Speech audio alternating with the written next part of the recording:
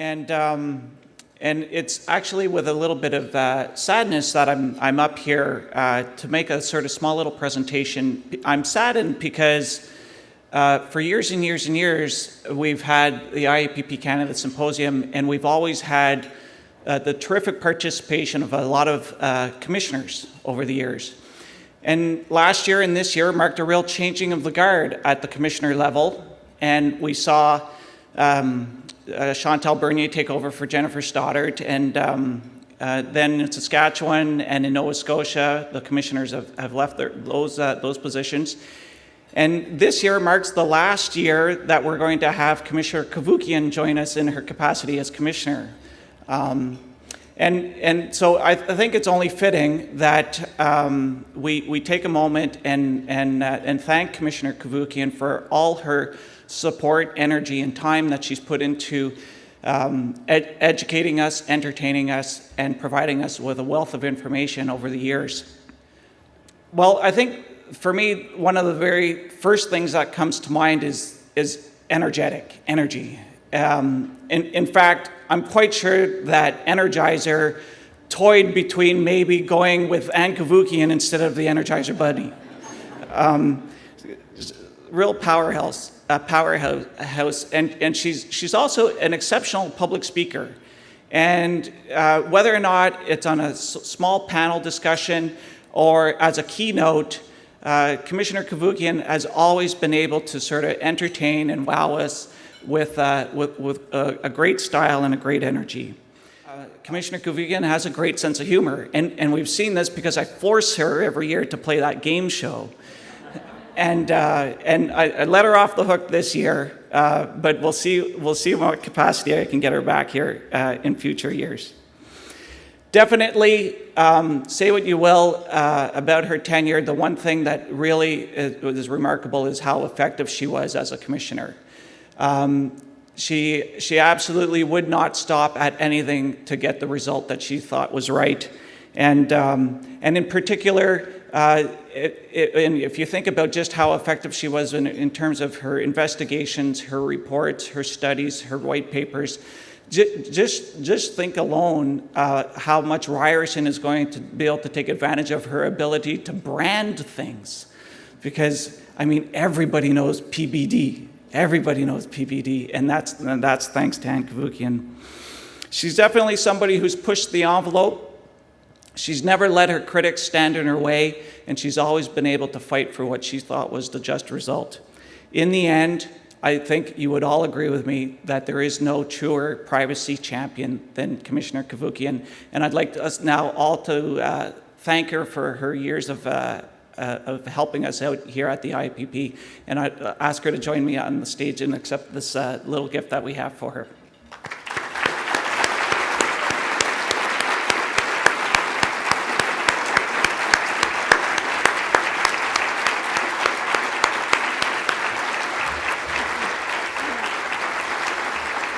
So you got flowers. Very kind. Thank you.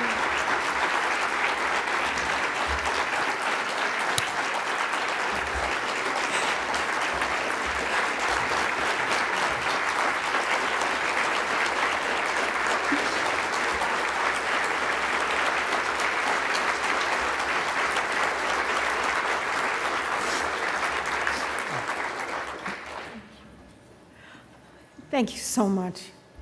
Kris, thank you so much for those very kind words. I'm so grateful. And I have such mixed emotions because I know this is the right time.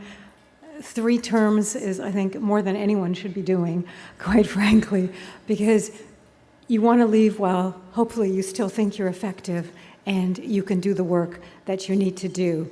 And in this day and age, post-Snowden revelations, there is so much going on, not only in terms of surveillance, but the enormous requirement to protect privacy in the broadest way. We did a panel this morning where we were talking about the essential need to preserve control in the hands of individuals, because privacy is all about personal control and freedom of choice, and as the Germans say, informational self-determination. This is what it's about. This is why it's linked so strongly to freedom and liberty. And this is what we have to grow. Never in a zero-sum way, never to the exclusion of other invaluable interests, such as big data and research and business interests, and the whole environment can be addressed, but we have to weave privacy into the process in this positive-sum win-win manner. So I think the time to move on is this time, but as you know, given that privacy is my life, I'm not leaving it, and I hope to continue the work at Ryerson at the Big Data Institute, which I should tell you is the only Big Data Institute in the world that is branded with privacy. So it's the Privacy and Big Data Institute in this win-win manner. So we hope to continue the work there and the research. And I look forward to working with any of you. If you're interested in collaborating or partnering, let's talk. Let me just take a moment first to thank the amazing people in my life. My office has just been such a force. And you may be able to surmise that I'm not the easiest person to work for because I'm very demanding and I drive the people in my office crazy on a regular basis, as I drive myself crazy. So it is constant. The pressure is ongoing and it doesn't stop. And literally that's the way it has been almost from day one. So to the invaluable people in my office that I work with, Brian Beamish, my assistant commissioner, Estella Cohen, my executive director, Janet Giesberger, my director of corporate services, wonderful people. David Goodis, my director of legal services, Manuela Duray, my associate director of legal, Rob McMahon, director of communications, Michelle Chiba, where's Michelle? Michelle, director of policy and special projects, and on, my wonderful EA, Jeff Kirk. I hope I'm not leaving people out. I'm sure I am. Forgive me. I just have the most amazing team. And I am very grateful to them. And Renee Barrett and Trish, we've done the most Trish Coyne, this wonderful investigation we did recently called Crossing the Line, all about how is it that someone's attempted suicide information could be in the hands of border crossing officials. Are you kidding me?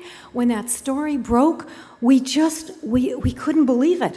And the first thing, of course, we had to make sure was not the case, that we had to make sure it wasn't our Ministry of Health, who has everyone's health information, of course. So we had to nail that down immediately, and we did.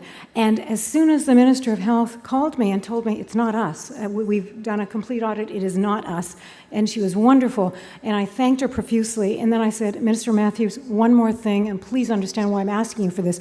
I need a sworn affidavit from you to that effect, because on this one, I can't do it, trust me. I need to allay the fears of the public that their health information is safe at the Ministry of Health. And to her enormous credit, she understood why I was asking for that, and she gave it to me. So these are just some of the tales. We have so many. There are so many pressing issues that we have to continue forward. But most of all, I have to thank someone who has been my inspiration and my strength over all these years, and without whom I couldn't do any of this. And he knows who he is, and I thank him profusely from the bottom of my heart. And I am probably the luckiest person in the world because I have the most wonderful, meaningful work that I love doing, and I have the most wonderful life with this wonderful individual. So it's a real win-win, as always, positive sum all the way. Thank you so much for this. Thank you.